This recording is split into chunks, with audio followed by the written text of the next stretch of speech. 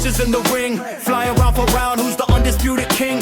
Pound for pound, the fight is over. Let's get to talking. Sit back and listen to BeefysBoxing. Welcome to Mr. Beefy's Boxing, or just Beefy's Boxing, where we cover all kinds of boxing news and boxing subjects, where we have the meats by the pounds and covers the fights by the rounds. Before we jump into the video, be sure to like and subscribe so we can get the channel out to as many as possible. Now, on to today's topic.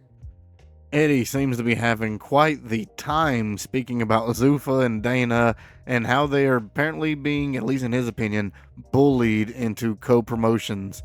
He went on and he was talking about how he believes Zuffas has discovered that they can no longer reshape boxing the way that they was originally planning, and that they had been forced into co-promotions and to deal with world titles. He says, he was bullied into it, really. They had no choice. Do you think Dana White would have voluntarily said, let's do a co-promotion with Oscar De La Hoya? He can't stand him. Speaking of that, where was Oscar during that press? Come on now.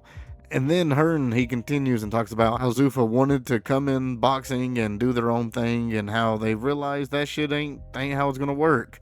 He says, but this is how boxing works. Sometimes you don't get, like, in an ideal world, probably we wouldn't do co-promotions with anybody because you would rather just do it on your own. But boxing doesn't work like that. It never worked like that. And from there, he goes on and talks about how the WBC is involved into this fight, regardless of Zuffas initially talking how they wasn't going to be involved with any other sanctioning bodies or recognize them. Eddie says, they said that they're not doing any world championship fights. In fact, Nick Khan stood on the stand to try and abolish the Muhammad Ali Act and belittle Mauricio Sulaiman. Well, guess what? On September the 12th, Mauricio Sulaiman will be in the ring on their show, and they'll all have to pay homage to the WBC championship because you can't just get rid of these things.